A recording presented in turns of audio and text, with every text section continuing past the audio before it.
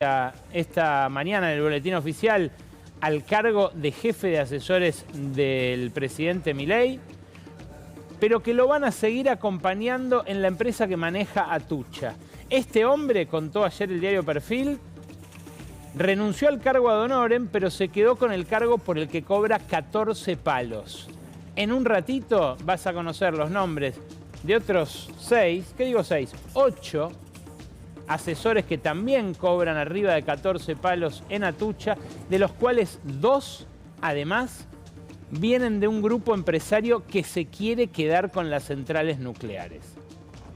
En instantes, al final de este editorial, quédate porque vas a conocer los nombres en exclusiva aquí en La Ley de la Selva. Decía, fue un fin de semana de muchísima tensión y está todo roto en el peronismo, donde amagaron con hacer listas separadas a eso de las 7, 8 de la noche de ese día sábado, que era el final del plazo para entregar las listas. Está todo roto del otro lado. Les contaba recién cómo se quedaron afuera los muchachos de las Fuerzas del Cielo, pero en un cruce de acusaciones donde, claro, Caputo cree que los Menem ventilaron el caso de su amigo Scaturice, el flamante comprador de Flybondi, que en febrero trajo un avión con una empleada, los bultos no se los revisaron, se armó una causa a partir de esto. Del otro lado, los Menem sospechan que es Caputo el que cuenta que cerró un acuerdo por 2 años con la empresa de seguridad que manejan sus hermanos, Tech Security, para proveerle seguridad al Banco Nación. En el medio, todos se sospechan operaciones cruzadas en contra de unos, en contra de otros. Esa sensación de desconfianza que inunda la política es la misma sensación de desconfianza que inunda a la población cuando mira a esta dirigencia política. Una dirigencia absolutamente ensimismada, que no parece reparar más allá de su ombligo con lo que le pasa a la gente y que, bueno, hasta ahora viene pagando en las urnas con muy baja asistencia a votar en todas las provincias que fueron hasta ahora a renovar sus legisladores. Claro, esta encima, la de septiembre, va a ser una elección novedosa en la provincia de Buenos Aires. Por primera vez no va a ir pegada a los diputados, a los senadores nacionales, a la elección de un gobernador, a la elección de un presidente. ¿Cuántos irán a votar? Pero antes que preguntarnos eso, ¿qué ve la gente en los políticos? Ayer salió una encuesta muy reveladora de Subán y Córdoba, encuestadores que vienen agitando los domingos con algunos datitos interesantes, que da cuenta del divorcio ya definitivo entre la sociedad y las principales figuras que orientan la política. Pero lo interesante es hasta qué punto están creciendo los antis, el anti-mileísmo, el anti-kirchnerismo, el antiperonismo. Claro, son negaciones de identidades que a su vez dialogan con cada una de esas identidades y que obviamente a medida que al gobierno le va peor con la economía empieza a generarse un trasvasamiento entre unas y otras. Pero lo que me resultó realmente llamativo es que los antis, esta guerra de antis, tiene como principal fuerza al antimileísmo. El antimileísmo se ha convertido en una mayoría de la población que busca, que está huérfana de representación. Fíjate que a mitad del año pasado, cuando ya empezaba a agotarse la paciencia del ajuste inicial de Milei, cuando todavía no habían empezado a verse los frutos de que la inflación empezaba a aquietarse, cosa que pasó claramente en la segunda mitad del año pasado, los antimileístas habían llegado a ser casi la mitad, 48,6%. Claro, la proporción de mileístas seguía siendo elevada. Quienes se reconocían así y que habían votado en el balotaje hacía menos de 8 meses a Milei como presidente, seguía siendo arriba de un 42%. Eso, para enero de este año, se había reducido al 32%. Con el desgaste del verano, la identidad mileísta se resintió. Pero ojo, también había caído el antimileísmo. había crecido la indiferencia en torno a La Libertad Avanza. ¿Qué pasó ahora? Cayó levemente esa indiferencia, cayó otros 4 puntos la cantidad de gente que se reconoce mileísta y se disparó el antimileísmo a ese récord del casi 54%. ¿Qué pasó en ese mismo plazo con los kirchneristas? Mira porque es interesante. También lo siguió Subán Córdoba durante el mismo lapso. Y fíjate, los antikirchneristas, que eran más que los antimileístas en un principio, se mantienen a principio de este año, pero caen hacia mitad, hacia julio, hacia la medición actual. Cae fuerte, a un 45%. Mientras que los que se autopercibían kirchneristas, que era un tercio el año pasado, había bajado a casi una cuarta parte a principio de este año, vuelve a subir arriba del tercio sin que supere la proporción en ningún momento de kirchneristas respecto de los anti. Ahora, hacen otra pregunta, que es esta misma con la identidad peronista. ¿Y qué pasa en este tercer caso? Fíjate porque es muy interesante. Acá sí supera el peronismo. Está en amarillo, lamentablemente, el color de los antis, pero fíjense que el anti en este caso es celeste. Arranca el anti por debajo de la identidad peronista, pero termina por encima el peronismo del antiperonismo. Hoy volvió a ser más la gente que se autopercibe peronista que la que se autopercibe antiperonista. Pero lo más interesante, ninguno de los antis llega a ese 54% de antimileístas que obviamente no se va a imponer en esta elección, ni en la de septiembre, ni en la de octubre, porque no encuentra un cauce electoral único. Hay lastimados por la gestión Milei que van a buscar reparo en unas boletas y otros que jamás lo harían, lo cual por supuesto mantiene al gobierno todavía al frente de cierta gobernabilidad por ahora sostenible, vamos a decirlo así, porque realmente la fragilidad que muchas veces se expresa en la economía es pasmosa. Ahora, la pregunta es quién se va a animar a representarlos, porque lo que debería preocupar al oficialismo más todavía que la cantidad de antimileístas que detectó esta encuesta es quiénes son. Fíjate, es lógico que entre quienes votaron en la primera vuelta del 23 a Miriam Bregman o a Sergio Massa, mayoritariamente ahora quieran castigar la gestión del gobierno. Eso es lo que marca la proporción en rojo. Ahora, entre los que votaron a Milei en la primera vuelta, también hay quienes van a votar para castigar en esta instancia a La Libertad Avanza. Y eso es lo más llamativo, lo más disruptivo de una encuesta en la cual empieza a mostrarse ese elector desencantado. Ese elector desencantado es algo que por ahora, como decía, no encuentra cauce, pero que empieza a ser objeto de la prédica oficial. Lo fue, por ejemplo, en el Jockey Club, donde hizo una exhortación Milei a una élite que no termina de confiarle. Escúchalo. Es por eso que es momento de reencontrarnos con el espíritu que caracteriza a Carlos Pellegrini, porque es momento de que la sociedad y especialmente las élites recuperen el coraje de soñar. Por eso no se me ocurre mejor lugar que este para mencionar estos temas, porque ustedes pueden ser la punta de lanza de este nuevo país. Ahora que es momento de volver a arriesgar, invertir y crear, como nuestros abuelos y bisabuelos, son ustedes los encargados de portar la antorcha de que les fue legada.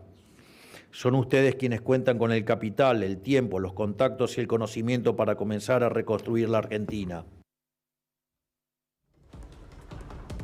Le está costando cada vez más leer al presidente, pero al margen de eso, lo que pide el jefe del gobierno que llevó adelante el ajuste que reclamaba justamente esa élite, es que lo retribuyan invirtiendo.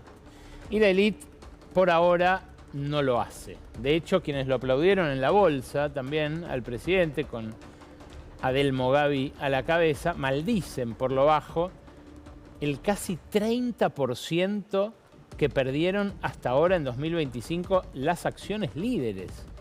Un derrape que también se ve en los bonos, que refleja el aumento al doble del riesgo país desde que arrancó el año y ahora una marca muy cercana a los 800 puntos que le plantea un muro a cualquier intento de Luis Caputo de intentar salir a los mercados a pedir dinero de manera voluntaria.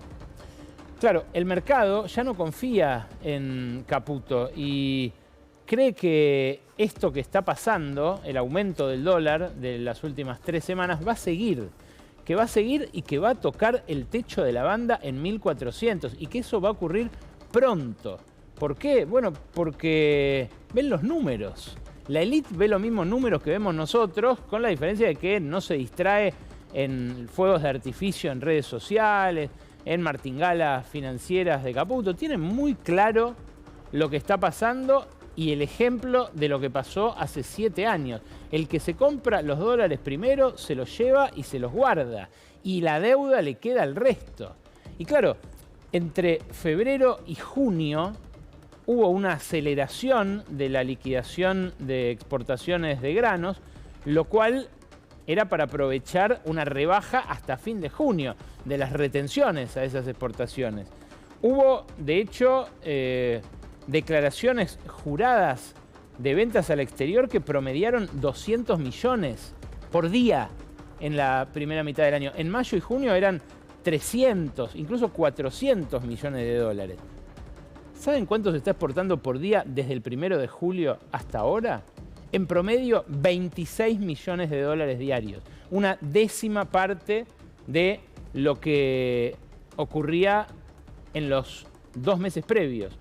Claro, el problema es que eso se va a empezar a notar esta semana, porque hasta la semana pasada seguían entrando con demora de 15 días los dólares de aquellas exportaciones registradas durante el final de junio. Ahora, con la caída abrupta de las declaraciones juradas que hubo a principio de este mes, empieza a avisorarse un ingreso de a cuentagotas, literal, de dólares al país. Claro, los que pagamos las consecuencias del derrape de las reservas, del potencial subidón del dólar, no son los de la élite, somos los demás, los que no somos de esa élite.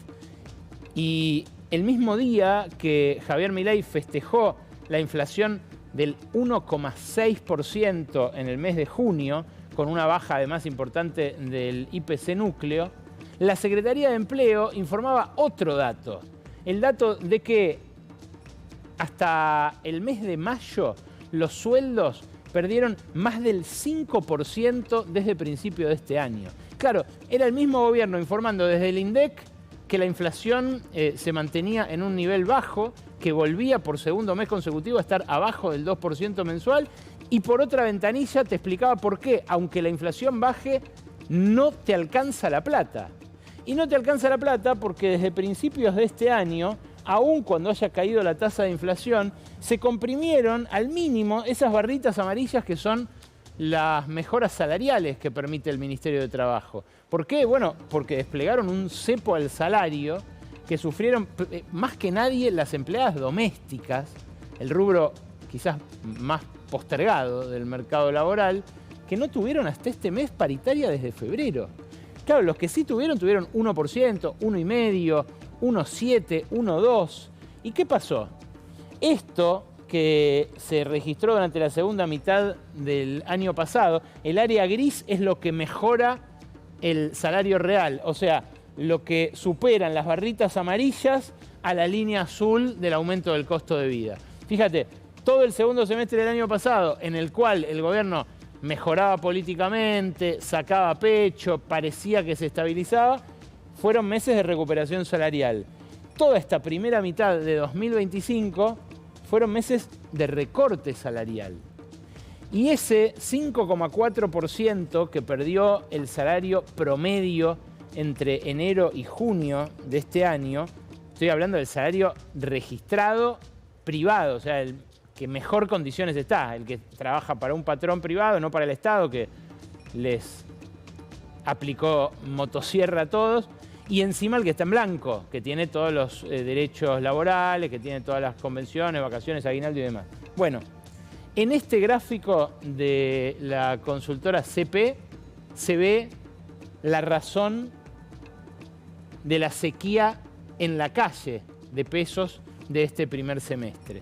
Y claro, esto generó una mora en los préstamos de quienes ya no pueden pagar más, no pueden aguantar más la bicicleta que hicieron para solventar los gastos que no podían cubrir el año pasado. Fíjate, pasó en familias, en el sector privado en general y en empresas a niveles récord para esta administración. Ese salto final que vemos en el informe del Banco Central muestra cómo sube en todos los segmentos, pero además peligrosamente a acercarse a los niveles de pandemia, 2020-2021. Fíjate que hacemos zoom concretamente en el de las familias, cómo está esta situación de morosidad. Porque ahí es donde pega el ancla salarial, ahí es donde se ve la mayor suba al final y ahí es donde se ve cómo se arrima al 2021. Fíjate que puse la serie larga a propósito para que vean que sacando eso de 2021, la morosidad de tarjetas es la más alta desde la crisis de 2008. Esto que está acá es 2008-2009. O sea, pelea con el campo, crisis internacional, suba de tasas, todo un lío financiero que llevó la mora en créditos a las familias al 5,5%. Hoy está en el 4,5%. Pero lo peor, estaba en el 2,5% a principios de año. O sea que casi se duplicó la cantidad de gente que, ojo, primero empieza pagando el mínimo y después empieza a no llegar al mínimo. Y hay un patrón que detectó la consultora LSG, pero que todos los banqueros con los que yo he podido hablar me repiten, que es la dinámica de la inflación afectando al repago de esos créditos del año pasado. Mirá, hay dos factores que entraron a jugar en estos últimos meses. Uno que les gustaría más a los partidarios de Milei y otro que les gustaría menos. Primero, el que les gustaría menos. El año pasado hubo mucha gente que se sobreendeudó para poder mantener su tren de vida, aun cuando sufrió durante toda la primera mitad del año recorte en sus ingresos. Jubilados, estatales, trabajadores del sector privado también. Después, cuando empezaron a recuperarse sus ingresos, arrastraron esas deudas, porque no llegaron a cubrirlas totalmente. Y con la montaña de intereses que se juntó, más los intereses que ahora se están generando, no pueden salir. Hay otro fenómeno que es que con la inflación que se desacelera, las cuotas ya no se erosionan como antes. Esto el gobierno podría celebrarlo. Antes uno sacaba una heladera en 12 cuotas, pagaba un palo, y la última cuota era mucho menos del ingreso total que la primera cuota. Bueno, esto, a medida que la inflación se desacelera, dejó de pesar, pero el problema es que muchos siguieron comprando y siguieron endeudándose, apostando a esa licuación que luego no se produjo. Como encima el gobierno subió las tasas de interés para intentar convencer a los ahorristas, a los inversores que no vayan al dólar, empujó para arriba ese interés para el pedaleo de las tarjetas y se armó de vuelta el choclo que a muchos los tiene hoy en mora. Nadie quiere estar en mora, por eso es tan baja la mora en créditos de tarjeta de crédito. Pero fíjate cómo esto está empezando a afectar los préstamos al consumo. Los préstamos al consumo tenían, tanto con tarjeta de crédito como los préstamos personales, un envión bárbaro desde principios del año pasado. Ahí tenés los personales en amarillo volando, los que tomó un montón de gente, sea para esto que les decía, cubrir gastos corrientes, como para comprar un bien durable, una moto, lo que sea, y los de arriba, los de tarjeta de crédito. Bueno, ambos se amesetaron, los de tarjeta de crédito se ve claramente en la primera mitad de este año, esta es una serie larga, y el otro ya empezó a mesetar en el mes de marzo, que es cuando también el Central entrega sus últimos datos. Claro, los bancos lo que empiezan a ver, ya se vio esto, en las motos, por ejemplo, en sectores que venían con muy buenas ventas, pero que en junio se hundieron, como el de venta de motos, el sector bancario está empezando a ver que esto se agota, que los préstamos al consumo no van a seguir siendo el motor del consumo, justamente por el aumento de la mora, que los hace reticentes a seguir prestando, que los hace prestar atención a ver si les vuelven a pagar y que obviamente frena la economía. Ahora, si no hay créditos nuevos que mantengan la economía andando, si no entran dólares de ningún lado, ¿qué puede hacer Caputo? Sí, vender algo. Y a vender algo se dedicó la semana pasada cuando Adorni anunció que van a usar la potestad entregada por el Congreso en la Ley Bases para poner en venta AISA. Ya en AISA vienen dándose situaciones como esta. Estamos hablando de una empresa de agua y saneamiento que atiende a 16 distritos del conurbano y toda la capital federal. Estamos hablando de una empresa que necesita todo el tiempo invertir para que no pase esto. Y esto, tanto los problemas de turbidez en el agua como los hilitos que a veces caen de algunas canillas, empezó a multiplicarse. ¿Por qué? Bueno, porque vienen abandonando las obras que mantendrían la calidad del servicio. Obras como esta, la del acueducto de Berazategui, la estación de bombeo de Berazategui, el emisario de Berazategui, obras como el río subterráneo sur, las plantas depuradoras de cada distrito, todas fueron paralizadas a principios del año pasado. Y claro, el gobierno, ahora que necesita plata de manera urgente, dice, voy a sacar 500 palos de AISA. Y dice, alguien me va a dar 500 palos por el control de una compañía que ya dijo el 10% le va a dejar de acciones a los empleados. Claro, en su momento, Suez, la concesionaria francesa, reclamó en el CIADI 1.200 palos por la estatización de AISA. La terminaron arreglando por 400 y se fue festejando. Los 500 no sé de dónde salen, pero me pasé todo el fin de semana averiguando a ver a quién le podía interesar esta empresa que, como digo, es una máquina de demandar inversiones.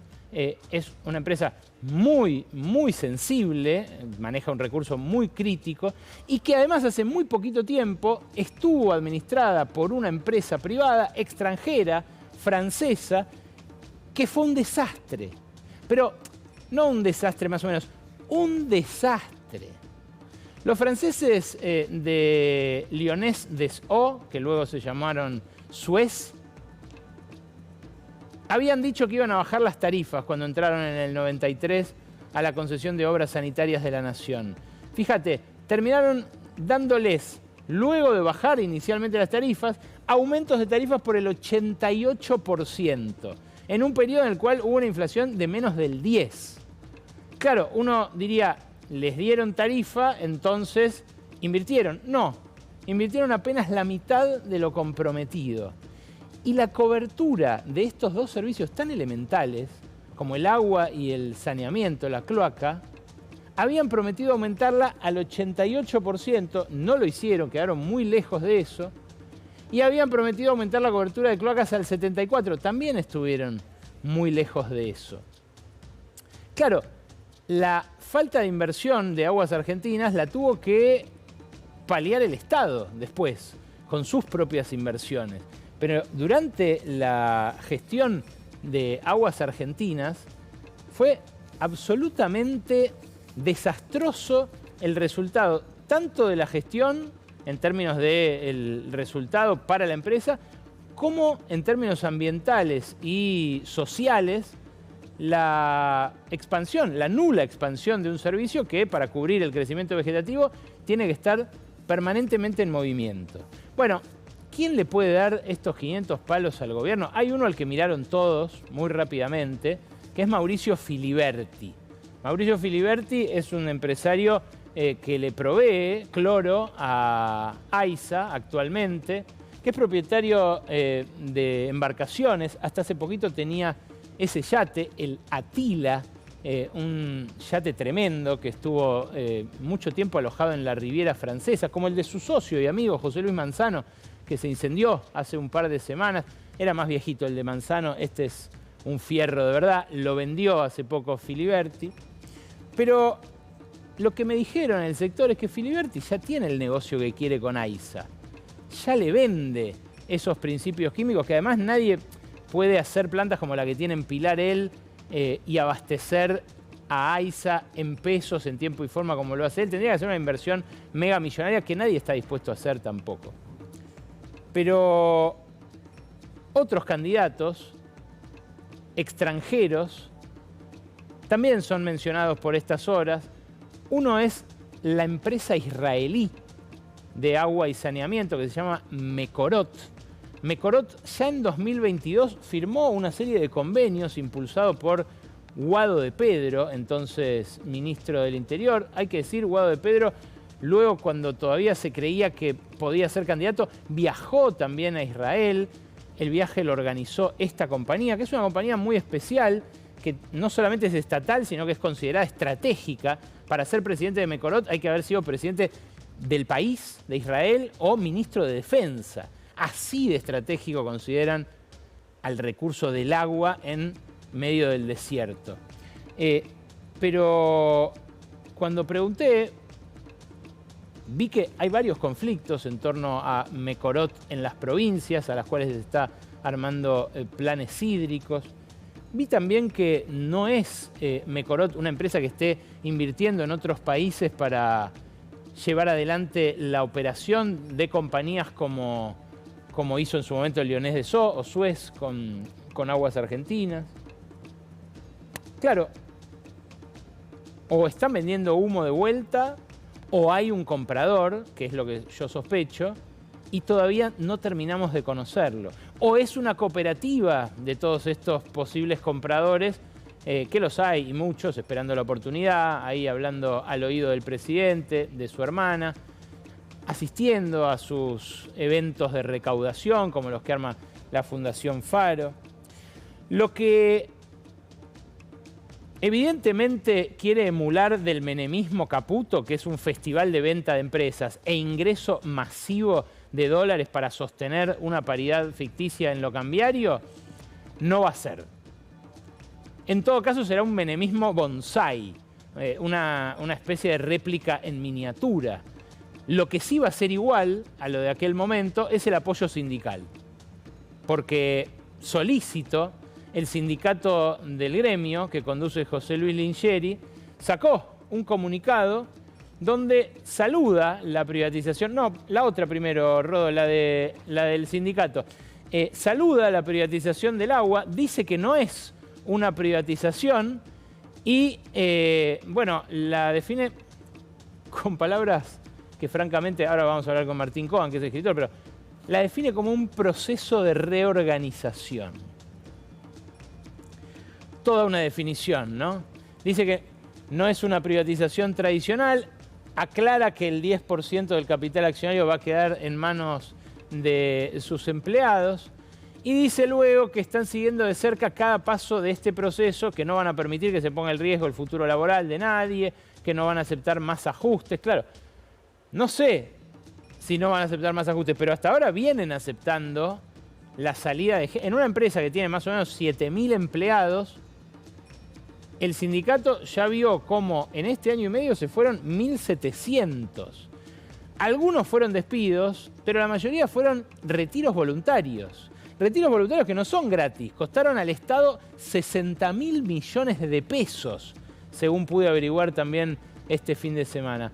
¿Qué hacía el menemismo con las empresas estatales antes de malvenderlas? Primero las saneaba y les pagaba esas indemnizaciones y retiros voluntarios millonarios a los empleados que se iban a poner un kiosco o una parrilla de pollo, para luego venderles, ya con el pasivo laboral saneado, a quienes venían a saquear el patrimonio público.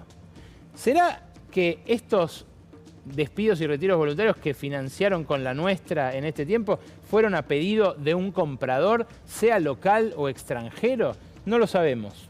Lo que sí sabemos es que a este manifiesto sindical de saludo, prácticamente a eso que llaman proceso de reorganización societaria, le siguió la publicación de la otra carta que teníamos para mostrarles, que es la que firmaron José Luis Lingieri, el jefe del sindicato, y Alejo Maxit, que es el presidente del directorio de AISA. Es la garantía que pidió el gremio de que las acciones clase B, ese 10%, van a seguir perteneciendo a los empleados y que no los van a estafar como estafaron a los de YPF en su momento con otra privatización.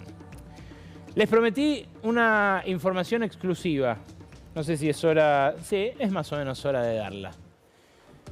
Lo que vas a conocer ahora son los nombres de gente que la vio.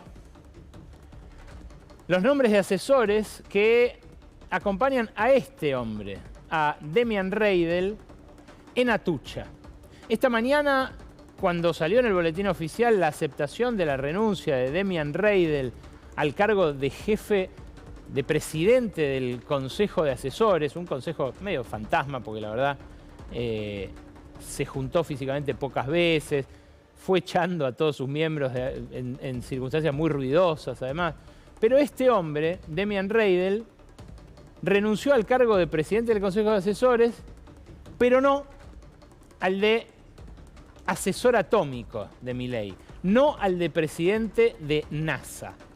Y ahí me quiero detener en su tuit, porque él en el tuit dice: me voy como presidente del Consejo de Asesores, me voy a concentrar en el desarrollo del plan nuclear argentino, que supuestamente tiene a cargo igual desde el año pasado y que no avanzó mucho. Detalla de qué va el plan de desarrollo nuclear argentino, que hasta ahora está prácticamente en cero, a pesar de que pasó medio gobierno, y sigue abajo diciendo que esto va a redundar en un beneficio mayor que lo que él cobra y que sigue apoyando al presidente y a las políticas de esta administración, que es un orgullo y demás. Bueno, lo que descubrió por un pedido de acceso a la información nuestro colega Pablo Varela en Perfil es que este hombre cobra 14 millones de pesos en su cargo en Atucha. Lo que le encontraron con pelos y señales fue el salario bruto, porque lo informó la propia Nucleoeléctrica Argentina Sociedad Anónima. Lo que yo te voy a mostrar ahora, después va el destacado, Rodó. Primero los nombres. Es que este físico nuclear del Balseiro no está solo.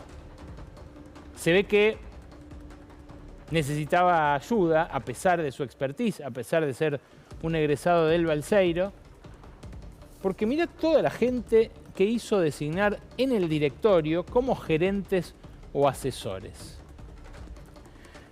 Primero está él, ¿no?, que estudió física, como les decía, en el Balseiro y que gana esta plata que el diario Perfil consignó en su edición de ayer.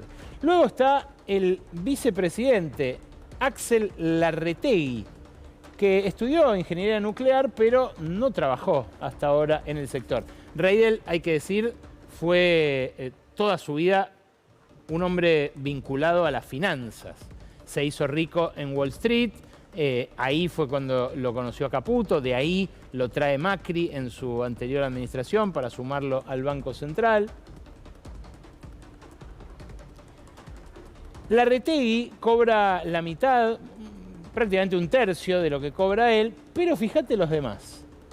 Marco Campolonghi, 13 palos. Marcelo Fama, casi 15. Alejandro Sandá, 15. Hernán Pantuso, 14.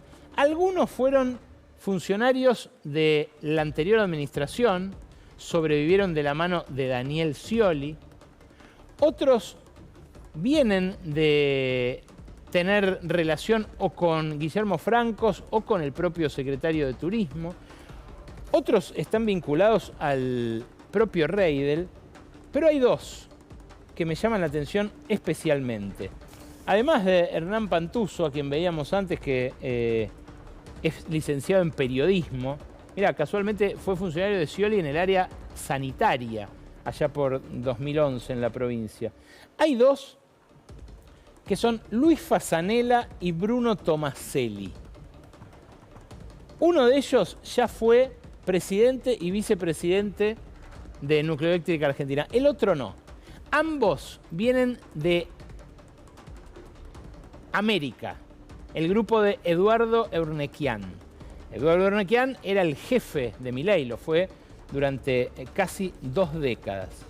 Fíjate que tanto Fasanella como Tomaselli tuvieron cargos además conexos a esto en el Grupo América. Fasanella llegó a Nucleoeléctrica de la mano del entonces jefe de gabinete, Nicolás Posel, que era el jefe de gabinete, el mudo, ¿se acuerdan? A principios de la gestión Milei. Pasó 14 años en Corporación América, especializado en energías renovables, o sea, estuvo en el sector nuclear del lado de los privados.